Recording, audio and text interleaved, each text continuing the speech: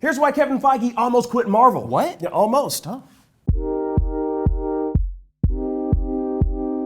The Hulk himself, Mark Ruffalo, has revealed that Marvel boss Kevin Feige almost quit while making the Avengers due to the lack of diversity and representation within the superhero franchise. In an interview with The Independent, Ruffalo recalled a conversation he once had with Feige, where Feige explained that he was going to make a stand that might cost him his job. Ruffalo said, quote, "When we did the first Avengers, Kevin Feige told me, listen, I might not be here tomorrow." And he's like, Ike Perlmutter, who was Marvel chairman and Feige's boss at the time, does not believe that anyone will go to a female starring superhero movie. So if I am still here tomorrow, you will know that I won that battle. Clearly, Feige won that very battle because he went on to make Captain Marvel, which earned over $1 billion at the box office. Now, we've long heard reports about how Perlmutter was a frustrating roadblock for Feige, but now that Feige reports directly to Disney chairman Bob Iger, he has more creative freedom. Yes, Ruffalo cites that conversation as a pivotal moment for Marvel because it triggered the studio's push towards greater inclusion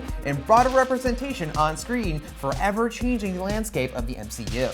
Now, Ruffalo said, quote, Kevin wanted black superheroes, women superheroes, LGBT superheroes. He changed the whole Marvel universe. We now have a gay superhero on the way. We have black superheroes. We have female superheroes. Scarlett Johansson has her movie coming out. We have Captain Marvel. They are doing She-Hulk next.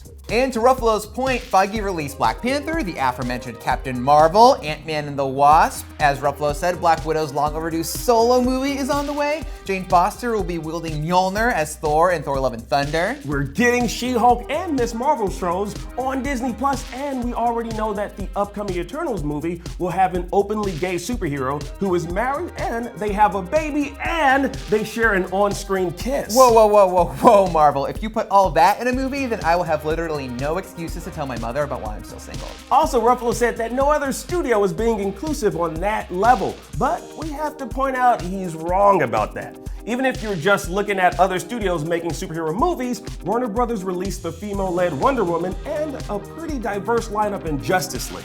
But diversity is not a contest. Any step forward in that regard is a welcome one. After all, Marvel's motto has always been that their stories reflect the world outside your window, and that includes all kinds of different people from different backgrounds. It shouldn't be crazy for me to want to see a hero like me on the big screen.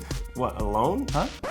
But I'm just saying, a hero that's alone, a loud talker and who uses way too much hair product. I mean, I don't think the world is ready for that on the big screen.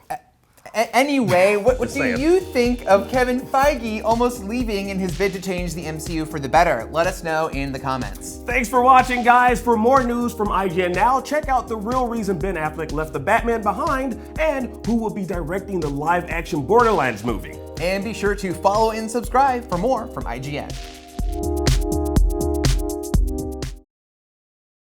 Okay, what the heck, dude? Dude, what? No, I thought, what? I don't want to see that. Hair is very important to me. It is. It's very important to all superheroes. I get it. But I don't think we're ready.